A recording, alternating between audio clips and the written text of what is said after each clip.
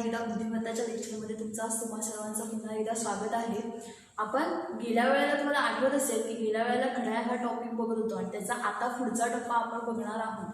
पण सुरुवातीला सांगायचं म्हणजे की जर समजा तुम्ही स्पर्धा परीक्षांचा अभ्यास करताय तर त्या स्पर्धा परीक्षेच्या अभ्यासामध्ये सातत्य असलं पाहिजे. आणि सातत्य म्हणजे काय की तुम्ही जो अभ्यास करताय तो अभ्यास सुरुवातीला करून त्याची पुन्हा पुन्हा उजळणी करणं खूप गरजेचं असतं. तर त्यामध्ये ते सातत्य राहतं आणि हाच खरा म्हणजे स्पर्धा परीक्षामध्ये यश मिळवण्यासाठी हेच सगळ्यात महत्त्वाचं असतं की तुमचे सातत्य आणि तुम्ही ती चिकाटी शेवटपर्यंत किती धरून ठेवताय त्यावरच तुमचं यश हे अवलंबून असतं. म्हणून मित्रांनो की आता जरी कितीही लॉकडाऊनचा पिरियड वाढत असला तरीही आपण आपल्या मात्र ध्येयाकडे दुर्लक्ष करून तुम्हाला चालणार नाही आहे. त्याच्यामुळे आता तुम्ही जो तुमचा अभ्यास आहे त्याला पुन्हा एकदा पुशअप करून सुरुवात केली पाहिजे. म्हणून आता आपण पुढचं जे आहे बुद्धिमत्ताचा जो घड्याळ हा टॉपिक आहे तो आपण बघणार आहोत. गेल्या वेळेला मी तुम्हाला घड्याळाची रचना सांगितली होती. नेहमी लक्ष ठेवायचं घड्याळ ह्या प्रश्नावरती तुम्हाला जे प्रश्न पडतात ते साधारणपणे 12 ताशी घड्याळावरती प्रश्न पडतात. आणि 12 ताशी घड्याळ म्हणजे कुठलं घड्याळ तर आपण जे रोजच्या रुटीनमध्ये वापरतो ते मनगटी घड्याळ आणि भिंतीवरचं घड्याळ त्या घड्याळावरती तुम्हाला प्रश्न पडतात. आणि गेल्या वेळेला आपण अंशात्मक कोन बघितला होता. आज आपण असं बघणार आहोत की ज्या वेळेला घड्याळाचा जो काटा असतो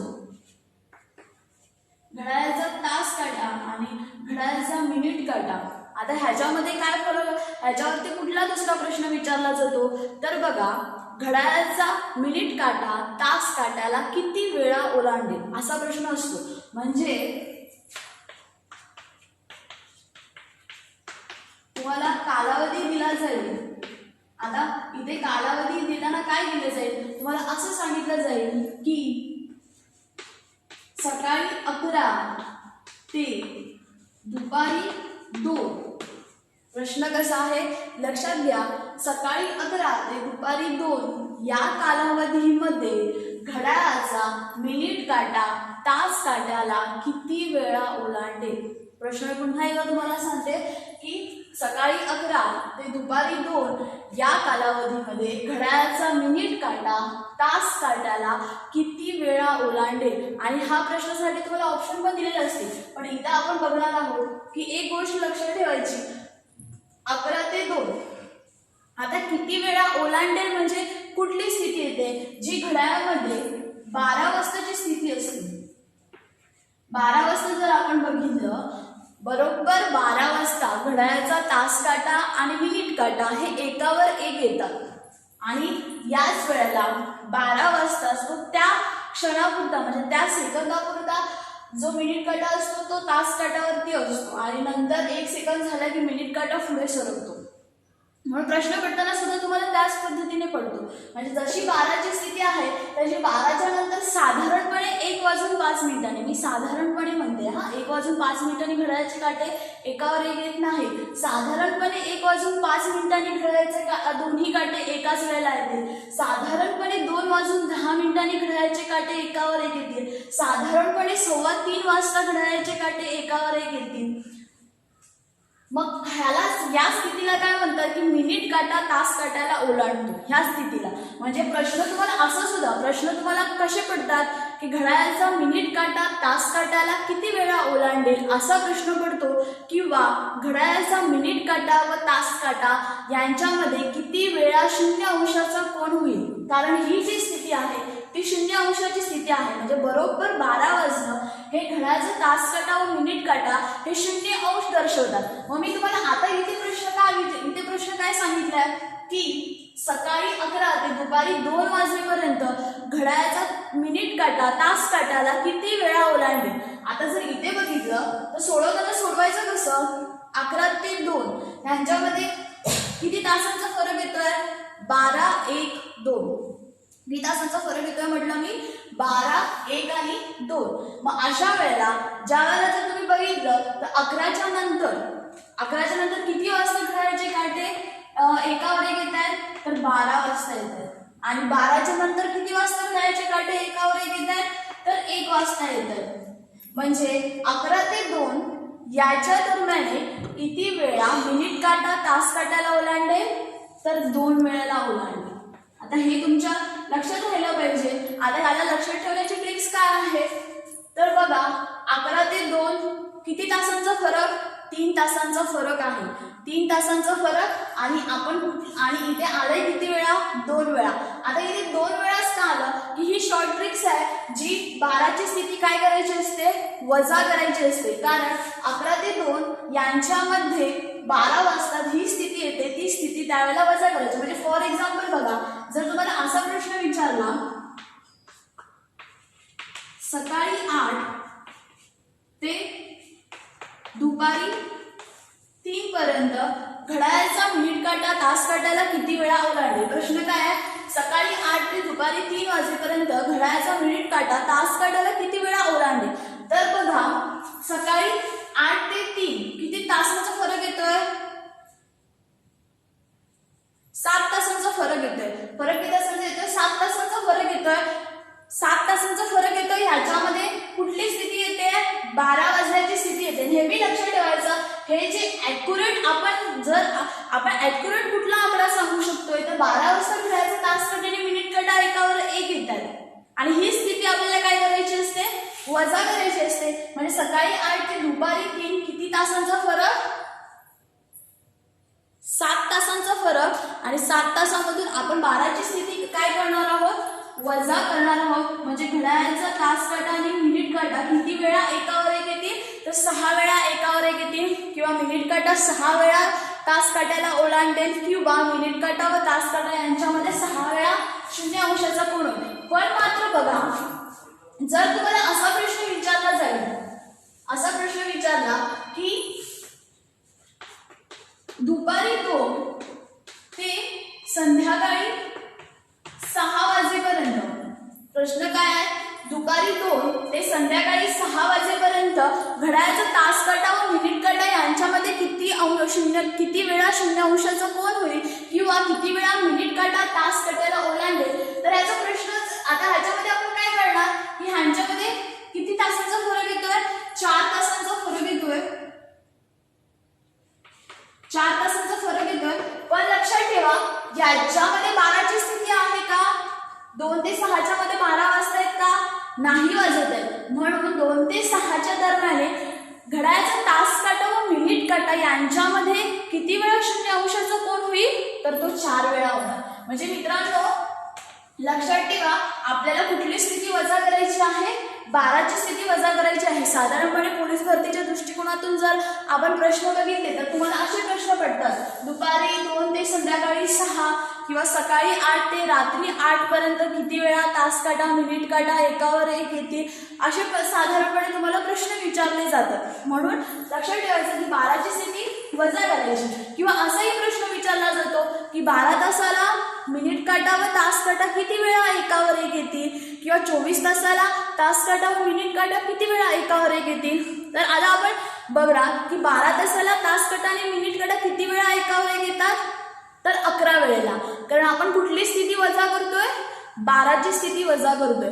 24 तासाला किती वेळा मिनिट काटा व तास काटा एकावर एक येतील तर 22 वेळा एकावर एक येतील. कारण काय त्याचं की 24 तासामध्ये 2 वेळा 12 वाजतात म्हणून 12ची आपण 2 वेळेची स्थिती काय करणार आहोत, वजा करणार आहोत. पण मित्रांनो एक गोष्ट लक्षात घ्या याच्यामध्ये की जर समजा तुम्हाला 12 पासून जर सुरुवात दिली असेल, म्हणजे फॉर एक्झाम्पल बघा जर असं सांगितलं असेल दुपारी 12 ते संध्याकाळी 5 वाजेपर्यंत, दुपारी 12 ते संध्याकाळी 5 वाजेपर्यंत घड्याळाचा तास काटा मिनिट काटा किती वेळा एकावर एक येतील तर 12ची स्थिती ही आपल्याला काय करावी लागणार आहे, ग्राह्य धरावी लागणार आहे. म्हणजे 12 ते 5 किती तासांचा फरक येतोय, 5 तासांचा फरक येतोय. म्हणजेच घड्याळाचा तास काटा व मिनिट काटा हे किती वेळा एकावर एक येणार आहे तर 5 वेळा एकावर एक येणार आहे. आता इथे आपण 5ची स्थिती 12ची स्थिती का ग्राह्य धरली तर प्रश्नामध्ये सुरुवातीला 12 पासून आपल्याला प्रश्न विचारले होते म्हणून आपण कुठली स्थिती ग्राह्य धरली सांगा, 12 पासूनची स्थिती ग्राह्य धरली. आता सेम प्रश्न आपल्याला ह्याच्यावर सुद्धा पडतो. म्हणजे बघा आता आपण ही 12ची स्थितीची बघितली तर आपल्याला प्रश्न अजून कसा पडतो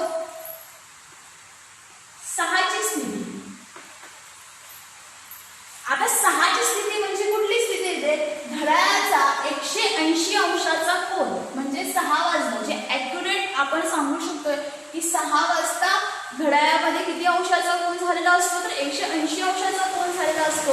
आणि सेम तुम्हाला जसा मगाचा प्रश्न विचारला होता त्याच पद्धतीने हा सुद्धा तुम्हाला प्रश्न विचारला जातो की घड्याळाचा तास काटा व मिनिट काटा किती वेळा सरळ रेषेत येतील, किंवा घड्याळाचा तास काटा व मिनिट काटा यांच्यामध्ये किती वेळा 180 अंशाचा कोन होईल. सेम त्या पद्धतीनेच गणित लक्षात ठेवायचं. जसं आपण पहिल्यांदा बघितलं होतं की एकावर एक येणं म्हणजे कुठली स्थिती, 12ची स्थिती. सरळ रेषेमध्ये येणं म्हणजे कुठली स्थिती, तर 6ची स्थिती. मग जर समजा आता इथे प्रश्न असा विचारलाय की संध्याकाळी 5 ते रात्री 8 वाजेपर्यंत घड्याळाचा तास काटा व मिनिट काटा किती वेळा सरळ रेषेमध्ये येतील. प्रश्न काय आहे बघा, संध्याकाळी 5 ते रात्री 8 वाजेपर्यंत घड्याळाचा तास काटा व मिनिट काटा किती वेळा सरळ रेषेत येतील. सेम आहे त्या पद्धतीने गणित सोडवायचं आहे. या ठिकाणी आपल्याला बघा 5 ते 8 किती तासांचा फरक येतोय, 3 तासांचा फरक येतोय. 3 तासांचा फरक. आणि घड्याळामध्ये तास काटा आणि मिनिट काटा किती वेळा सरळ रेषेत येणार आहे, तर 2 वेळा सरळ रेषेत येणार. आता याचं कारण असं की 5 ते 8 3 तासांचा फरक, याच्यामध्ये 6 एकदा वाजतायत. ती 6ची स्थिती आपण काय करणार आहोत, वजा करणार आहोत. म्हणजे मगाशी आपण कुठली स्थिती वजा केली होती, तर 12ची स्थिती वजा केली होती. आता आपण या ठिकाणी कुठली स्थिती वजा करतोय, तर 6ची स्थिती वजा करतोय. सेम आहे तो फॉर्म्युला फॉलो करायचा आहे. फक्त लक्षात काय ठेवायचं, घड्याळाचे काटे एकावर एक येणं 12ची स्थिती, घड्याळाचे काटे सरळ रेषेत येणं 6ची स्थिती, घड्याळाचे काटे एकावर एक प्रत्येक तासाला एकदा येतो, घड्याळाचे काटे सरळ रेषेत प्रत्येक तासाला एकदा येतो. हे पण तुमच्या लक्षात राहायला पाहिजे. सेम आहे संध्याकाळी 5 ते 8 3 तास मध्ये 6 वाजतायत म्हणून 2 वेळा. जर समजा तुम्हाला असा प्रश्न दिला सकाळी 7 ते दुपारी 12 पर्यंत घड्याळाचे काटे किती वेळा सरळ रेषेत येतील. काय प्रश्न आहे बघा, सकाळी 7 ते दुपारी 12 वाजेपर्यंत घड्याळाचे काटे किती वेळा सरळ रेषेत येतील. किती वेळा सरळ रेषेत येतील म्हणजे 180 अंशाचा कोन करेल. आता 7 ते 12 फरक किती तासांचा, तर 5 तासांचा फरक येतोय.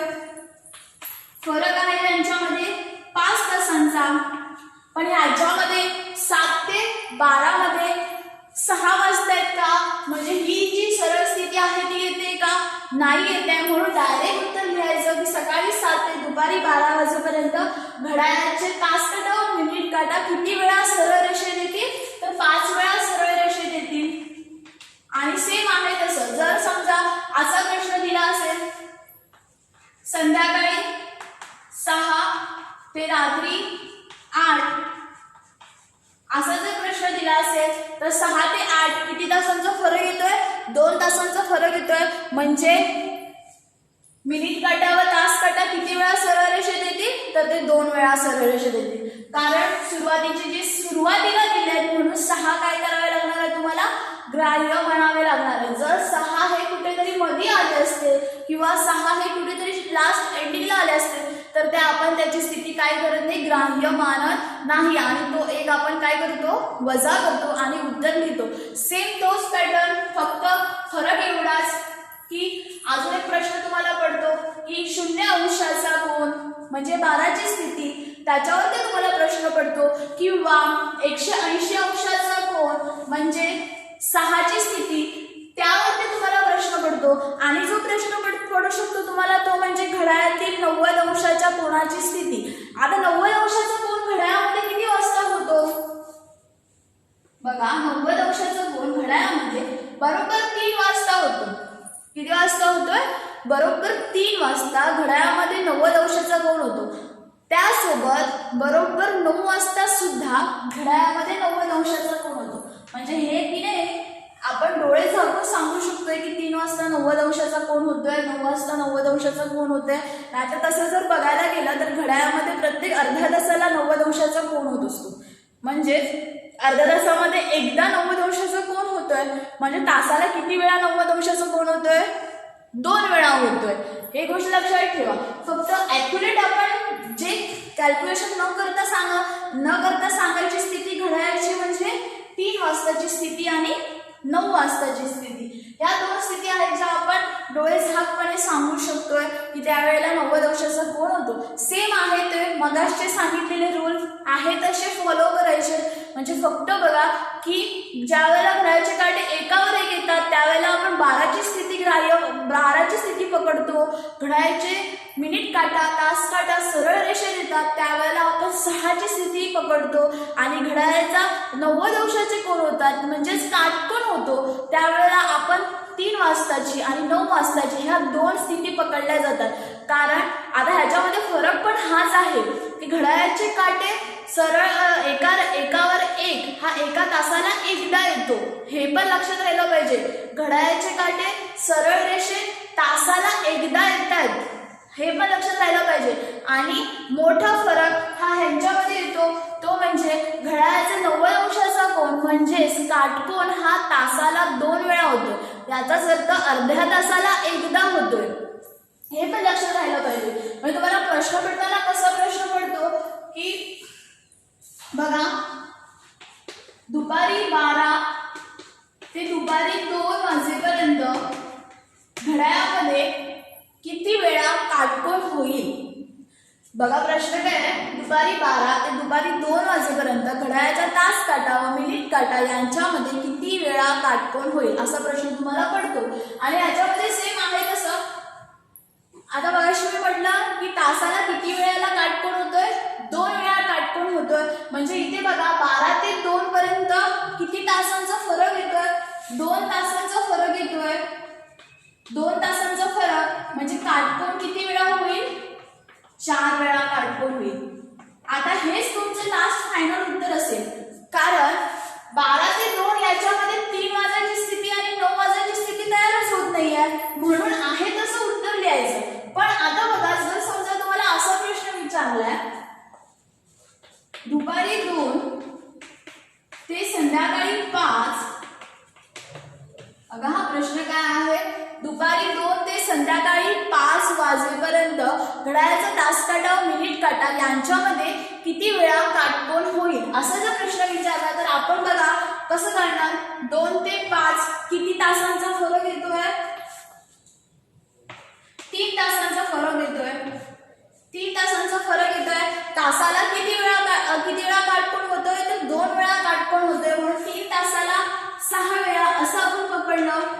पण बघा 2 ते 5 याच्यामध्ये किती वाजताय सांगा 3 वाजतायत म्हणजे 3 ची स्थिती येते म्हणून आपण ती 6 मधून काय करणार 3 ची स्थिती वजा करणार. 6 मधून 3 ची स्थिती वजा करणार म्हणजे काटकोन किती वेळा होईल सांगा काटकोन हा तुमचा 5 वेळा होईल. म्हणजे या प्रश्नाचं उत्तर काय येणार दुपारी 2 ते संध्याकाळी 5 वाजेपर्यंत घड्याळाच्या तास काटा व मिनिट काटा यांच्यामध्ये किती वेळा काटकोन होईल तर 5 वेळा काटकोन होईल. हे या गोष्टी ज्या आहेत की नाही त्या तुमच्या लक्षात राहायला पाहिजेत. ज्या मी तुम्हाला देईन आता चार्ट स्वरूपमध्ये की काय काय लक्षात ठेवायचं 12ची स्थिती 6ची स्थिती 3ची 9ची स्थिती ते तुम्हाला लक्षात ठेवण्यासाठी मी चार्ट देईन पुढे. आता इथं बघा हाच जो टॉपिक आहे की नाही आणि ह्याच्यावरती पोलीस भरतीमध्ये साधारणपणे याच्यावरच प्रश्न पडतात तुम्हाला की किती वेळा मिनिट काटा तास काटाला ओलांडेल यावर प्रश्न पडू शकतोय किंवा किती वेळा मिनिट काटा तास काटा एका सरळ रेषेत येतील असा प्रश्न पडू शकतोय किंवा किती वेळा काटकोन होऊ शकतो. आता हे जे मी तुम्हाला प्रकार सांगितलेला आहे ते तुम्ही सोडवून बघा आणि काही उदाहरण नाही समजली तर संपर्क करा. आता या ठिकाणी बघा हा झाला घड्याळाचा एक भाग म्हणजे हा एक प्रकार झाला जो खूप सोपा आहे. घड्याळाचा अजून एक सोपा प्रकार पडतो तो म्हणजे बुद्धिमत्ता मधला जो तुम्हाला गेला असेल तुम्ही कधी अभ्यासला असाल लहान असताना वगैरे की आरशातील प्रतिबिंब. आरशातील प्रतिबिंब म्हणजे नेमकं काय असतं की घड्याळामध्ये तुम्हाला प्रश्न विचारला जातो असा प्रश्न असतो की घड्याळामध्ये 4 वाजलेले आहेत. प्रश्न काय आहे बघा जर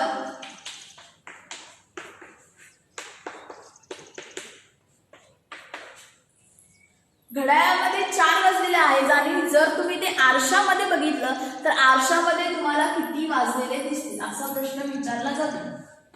घड्याळामध्ये किती वाजले? 4 वाजलेत. आणि जर तीच प्रतिमा आपण आरशामध्ये पाहिली तर किती वाजलेले तुम्हाला दिसतील. तर आता आरशातील प्रतिमा म्हणजे नेमकं काय सांगते सांगा. आरशातील प्रतिमा म्हणजे जे तुम्हाला डाव्या बाजूचं असतं ते कसं दिसतंय? उजव्या बाजूला दिसतं. आणि जे उजव्या बाजूचं असतं ते कसं दिसतंय? डाव्या बाजूला दिसतंय. हा आरशातील प्रतिमा ओळखण्याचा सगळ्यात म्हणजे सर्वात सुलभ हा प्रक्रिया आहे. म्हणजे ही डाव्या बाजूचं उजव्या बाजूला. म्हणजे आता हे जे 4 आहेत ना ते तुम्हाला किती वरती दिसणार आहे सांगा. इथे 4 आहे म्हणजे तुम्हाला ते किती वरती दिसतील? 8 वरती दिसतील. म्हणजे जर समजा तुम्हाला असा प्रश्न असेल की 4 वाजता बघितलं तर तुम्हाला आरशातील प्रतिमा किती वाजलेले दाखवेल, किंवा असा प्रश्न असेल आता बघा घड्याळामध्ये 4:15 वाजले म्हणजेच किती सांगा? 4:15 झालेत. तर आरशातील प्रतिमा तुम्हाला किती दाखवेल? प्रश्न काय आहे? जर 4:15 झाले असतील आणि तीच प्रतिमा आरशामध्ये पाहिल्यास तुम्हाला किती वाजलेले दिसतील असा तुम्हाला प्रश्न विचारला जातो. आता सेम आहे तसं आकडे काय होणार आहेत? हे जे डाव्या बाजूला आहेत ते काय होते सांगा? उजव्या बाजूला होते. 3चा मिनिट काटा 9 वरती जाईल आणि हा जो 4चा तास काटा जो आहे ना तो साधारणपणे 8च्या अलीकडे असेल. आता इथे काय होऊ शकतं माहितीये का? इथे आपल्याला खूप कन्फ्युजन होऊ शकतं की बाबा नेमके किती वाजलेले दाखवणार.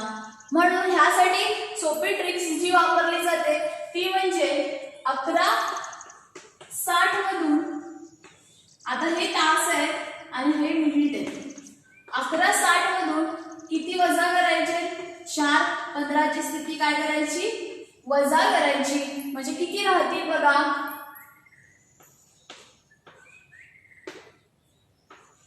7:45. तर ही सगळ्यात सोपी ट्रिक्स आहे. आता इथे 11:60च का वापरायचे? कारण जे आपण घड्याळ वापरतो ते 12 ताशी घड्याळ असतं आणि 12 ताशी घड्याळामध्ये आपण काय खरं म्हणजे काय केलं पाहिजे की हे 12 मधून वजा करायचे असतं. 12 मधून वजा करायचे असतं. इथे काय आहे? 0 आहे. 0 मधून तर 15 जाऊ शकत नाही म्हणून आपण 1 तास इकडे घेतो. म्हणून 12 वाजले म्हणजेच आपण किती घेणार? हे 11:60 घेणार. आणि 11:60 मधून काय करायचंय सांगा? 4:15 वजा करायचे म्हणजे किती उत्तर येईल? 7:45. म्हणजे ज्या वेळेला घड्याळाचा काटा 4:15 वाजलेले दिसतील ते आरशातील प्रतिमेमध्ये कसे दिसणार आहे? 7:45 झालेले दिसतील. अजून उदाहरण घेऊन बघा. बरं अजून एक उदाहरण घेऊन बघूया आपण. 7:10. जर 7:10 जर आपण आरशामध्ये पाहिले तर ते आपल्याला किती वाजलेले दाखवतील? तर सेम आहे कसं करायचं? 11:60 मधून वजा 7:10 काय करायची? वजा करायची. इकडे येणार आहेत 50 आणि 11तून 7 गेले 4. म्हणजे बघा घड्याळाचे काटे कसे असणार आहेत? 7:10. हा तास काटा, हा मिनिट काटा, 7:10. तर या साईडला मिनिट काटा 2चा 10 वर जाईल आणि हा 4च्या पुढे जाईल. म्हणजे 7:10 किती वाजता दाखवतील तुम्हाला? 4:50 दाखवतील. आता इथं यासाठी मी तुम्हाला काही उदाहरणं देईन सोडवण्यासाठी, ते तुम्ही सोडवून बघा. याच्यावरती अजून एक थोडासा असं अवघड जरा प्रश्न पडतो. तो म्हणजे बघा की असा पण प्रश्न विचारला जातो तुम्हाला की 11:20 म्हणजे घड्याळामध्ये 11:20 झालेली आहेत आणि जर ते तुम्ही आरशातील प्रतिमेमध्ये बघितले तर ते तुम्हाला किती वाजलेले दाखवतील. आता इथं फक्त एक गोष्ट लक्षात ठेवायची की जी आपण 11:60 मधून वजा करायची जी ट्रिक्स बघितली होती ना ती फक्त 10 पर्यंतच लिमिटेड येते. म्हणजे 10 वाजेपर्यंतचा जर आकडा दिलेला असेल ना तर त्यापर्यंतच ती लिमिटेड येते. आता यासाठी आपण काय वापरणार आहोत? 11:20 24 ताशी घड्याळ वापरणार. काय वापरणार? 24 ताशी घड्याळ. आणि हे जे आहेत ना आपण किती मधून वजा करणार? 23:60 मधून वजा करणार. काय 23:60 का घेतले? कारण इथे आपण काय घेतोय सांगा, 24 ताशी घड्याळ घेतोय. 24 ताशी घड्याळ घेतोय म्हणून 23:60 आणि त्याच्यामधून 11:20 ही काय करायचे सांगा, वजा करायची आहे. म्हणजे 60 मधून 20 गेले झाले 40 आणि 23 मधून 11 गेले 12. म्हणजे बघा घड्याळामध्ये 11:20 त्याची आपण काय करणार आहोत, आरशातील प्रतिमा करणार आहोत. डाव्या बाजूचा उजव्या बाजूला जाणार म्हणजे 4 वरचा मिनिट काटा जो आहे तो किती वरती जाईल सांगा, 8 वरती जाईल. आणि हा साधारणपणे 11-12च्या दरम्यान असलेला काटा कुठे असणार आहे, 12 ते 1च्या दरम्यान असणार आहे. म्हणजे किती वाजलेले दिसतील, 12:04 झालेली दिसतील. सेम आहे तसं मी काय म्हटलं मगाशी जे आपण 11:60 वजा करायसाठी जे वापरलंय ते कितीपर्यंतच्या आकड्यामध्ये आपण कॅल्क्युलेशन करू शकतोय, 10 वाजेपर्यंतचं कॅल्क्युलेशन करू शकतोय.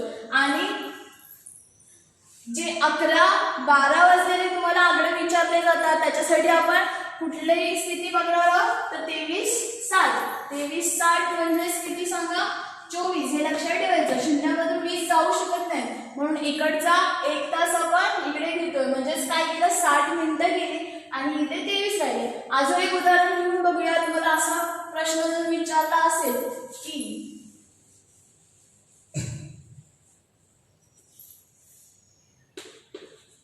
12:30 असा जर प्रश्न विचारला असेल तर त्यासाठी सुद्धा तुम्हाला काय वापरावं लागणार आहे, 23:60 हेच वापरावं लागणार आहे. आणि सेम आहे तसं करायचं, 60 मधून 30 काय करायचे सांगा, वजा करायचे. 60 मधून 30 गेले 30 आणि 23 मधून 12 गेले 11. म्हणजे बघा 12:30 म्हणजे 12:30 म्हणजे कुठली स्थिती दाखवते, 12 आणि 1च्या मध्ये तास काढा आणि मिनिट काढा हा बरोबर तुमचा 6 वरती असणार आहे. म्हणजे 12:30ची स्थिती हा जो तास काटा जो आहे तो कोणाच्या दरम्यान असणार आहे, आता 11 आणि 12च्या दरम्यान असणार आहे. म्हणजे आपण 12:30 जे वाजलेले आहेत ते घड्याळामध्ये जे आरशातील प्रतिमेमध्ये जर आपण बघितले तर ते किती वाजलेले दिसतील, 11:30 वाजलेले दिसतील. म्हणजे बघा आपण आता घड्याळामध्ये काय काय बघितलं मगासपासून, तर घड्याळाचे काटे सरळ रेषेत किती वेळा येतील, एकावर एक किती वेळा येतील, किती वेळा काटकोन करेल. आणि जे आता बघितलं आपण ते काय बघितलं सांगा, आरशातील प्रतिबिंब हे बघितलं. म्हणजे याच्यासाठी आता काही जे प्रश्न आहेत की नाही ते काहीचे प्रश्न आपण इझिली आपल्या नजरेतून सुद्धा आपण सोडवू शकतो. त्याच्यासाठी काय तुम्हाला ट्रिक्स वापरायची गरज नाही. म्हणजे फॉर एक्झाम्पल आता मी 12:30 हे जे उदाहरण घेतलंय त्यासाठी काय 23:60 हेच वापरले पाहिजे असे काही गरजेचे नाहीये. ते आपण काय करू शकतो सांगा, नजरेने सुद्धा सांगू शकतो की 12:30चे जर आपण आरशातील प्रतिमेमध्ये बघितले तर ते किती वाजलेले दाखवतील, 11:30 वाजलेले दाखवतील. फक्त तुम्हाला यासाठी सांगितलं की ते आपल्याला ट्रिक्स मध्ये बसवलं पाहिजे. कारण साधारणपणे जर समजा तुम्हाला किसकट प्रश्न विचारला, 12:43 झालेले असतील तर आरशातील प्रतिमेत किती दिसतील, किंवा 11:55 झालेले असतील तर आरशातील प्रतिमेत किती वाजलेले दिसतील, त्यासाठी तुम्ही साधारणपणे या ट्रिक्सचा काय करा, उपयोग करा. आता घड्याळाच्या टॉपिक मध्ये अजून एक खूप सोपा प्रश्न पडतो. तो म्हणजे असा प्रश्न असतो की बघा आपण रोजच्या जीवनामध्ये ज्या वेळेला घड्याळ वापरतो त्यावेळेला आपलं घड्याळ काय होतं सांगा, कधी कधी पुढे जातं, कधी कधी काय होतं मागे पडतं घड्याळ. आणि सेम स्पर्धा परीक्षामध्ये त्यावर सुद्धा आधारित तुम्हाला प्रश्न विचारले जातात. मग त्यावर आधारित प्रश्न कसा विचारला जातो, जर समजा एक घड्याळ तासाला 5 मिनिटं मागे पडतंय, प्रश्न काय नीट आहे का, एक घड्याळ तासाला 5 मिनिटं मागे पडतंय, सकाळी 7 वाजता बरोबर लावलेल्या घड्याळामध्ये दुपारी 12 वाजता किती वाजलेले असतील. प्रश्न काय होता बघा, एक घड्याळ तासाला 5 मिनिट मागे पडतंय, सकाळी 7 वाजता बरोबर लावलेल्या घड्याळामध्ये दुपारी 12 वाजता किती वाजलेले असतील. आता हे काय, हे साधारणपणे खूप सोपा प्रश्न आहे. आता इथे आपण काय आधी इथं काय दिलं पाहिजे ते सांगा. सरळ सरळ फरक काढायचा. 7 आणि 12 मध्ये किती तासांचा फरक येतोय? 5 तासांचा फरक येतोय. एका तासाला घड्याळ किती मिनिटं मागे पडते? 5 मिनिटं मागे पडते. तर 5 तासाला किती मिनिटं मागे पडेल? तर 25 मिनिटं मागे पडणार. बघा, एका तासाला 5 मिनिटं मागे पडते घड्याळ म्हटल्यावरती 5 तासाला किती मिनिटं मागे पडेल? 25 मिनिटं मागे पडेल. 25 मिनिटं मागे पडणार म्हणजेच घड्याळामध्ये किती वाजलेले असणार? म्हणजे 12 वाजायला पाहिजे होते, पण घड्याळ किती मिनिटं मागे आहे? तर 25 मिनिटं मागे आहे. म्हणजेच किती सांगा? 11 वाजून 35 मिनिटं झालेली असतील. म्हणजे 12 वाजायला 25 मिनिटं काय असणार आहे? कमी असणार आहे. आता हा जरा खूप सोपा प्रश्न, कारण तुम्हाला जर मी प्रश्न विचारला 5 मिनिटं मागे पडतं याच्यासाठी एकच घड्याळ मी कॅल्क्युलेट केलं. साधारणपणे तुम्हाला 2 घड्याळाचं कॅल्क्युलेशन वरती विचारलं जातं. आता 2 घड्याळाच्या कॅल्क्युलेशन वरती काय विचारलं जातं? तर बघा, 2 घड्याळ आहेत. 2 घड्याळ आहेत. एक घड्याळ 5 मिनिटने मागे आहे आणि दुसरं घड्याळ 3 मिनिटने पुढे आहे. आता इथे मी काय सांगितलं बघा, एक घड्याळ 5 मिनिटांनी मागे आहे आणि एक घड्याळ 3 मिनिटांनी काय आहे सांगा? पुढे आहे. सकाळी 7 वाजता दोन्ही घड्याळा बरोबर वेळेत लावली तर 10 वाजता त्या 2 घड्याळामध्ये किती मिनिटांचा फरक असेल? प्रश्न काय पुन्हा एकदा सांगते बघा. 2 घड्याळ आहेत. 2 घड्याळामध्ये एक जे घड्याळ आहे ते 5 मिनिट मागे पडतंय आणि दुसरं जे घड्याळ आहे ते 3 मिनिट पुढे जात आहे. आणि जर असा वेळ असेल तर सकाळी 7 वाजता घड्याळ वेळेत लावलेली आहे तर 10 वाजता त्या 2 घड्याळामध्ये किती मिनिटांचा फरक असेल? आता ह्याच्यामध्ये काय आपण करणार बघा, की हे जे घड्याळ आहे ते 5 मिनिट मागे आहे आणि हे 3 मिनिट पुढे गेले आहे. आपल्याला काढायचं किती सांगा? 7 ते 10चा काढायचा आहे. 7 वाजले ते 10 वाजेपर्यंत किती तासांचा फरक येतोय? फरक हा 3 तासांचा फरक येतोय. आणि इथे काय होते सांगा? हे 5 मिनिट मागे, हे 3 मिनिट पुढे आहे. म्हणजे 2 घड्याळामध्ये तासाला किती मिनिटांचा फरक पडतोय? 5 अधिक 3 8 मिनिटांचा फरक पडतोय. जर एका तासाला 8 मिनिटांचा फरक पडतोय तर 3 तासाला किती मिनिटांचा फरक पडणार आहे?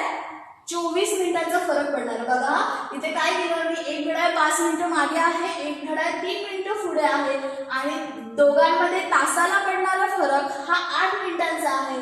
जर एका तासाला 8 मिनिटांचा फरक पडतोय तर 3 तासाला घड्याळामध्ये किती मिनिटांचा फरक पडलेला असणार सांगा? 24 मिनिटांचा फरक पडलेला असणार. म्हणजे हे घड्याळ जे असेल ते काय असणार सांगा? मागे असणार आहे आणि हे जे घड्याळ असणार ते काय असणार आहे? पुढे गेलेलं असणार आहे. आता सेम ह्या पद्धतीने सोडवायचं आहे आणि ह्याची सुद्धा मी तुम्हाला गणित प्रॅक्टिस करण्यासाठी यापुढे देत आहे. आता बुद्धिमत्तामध्ये आपण आतापर्यंत काय काय बघितलंय बघा, की 2 काट्यांमध्ये अंशात्मक कोन काढणं, सरळ रेषेत देणं, घड्याळाचे काटे एकावर एक येणं, काटकोन करणं, मगाशी घड्याळाची आपण आरशातील प्रतिमा बघितली आणि आता आपण काय बघितलं? घड्याळामध्ये जो पडणारा जो फरक आहे तो बघितला आणि आपण आज या घड्याळाच्या या टॉपिकमध्ये आपण इथेपर्यंत थांबत आहोत.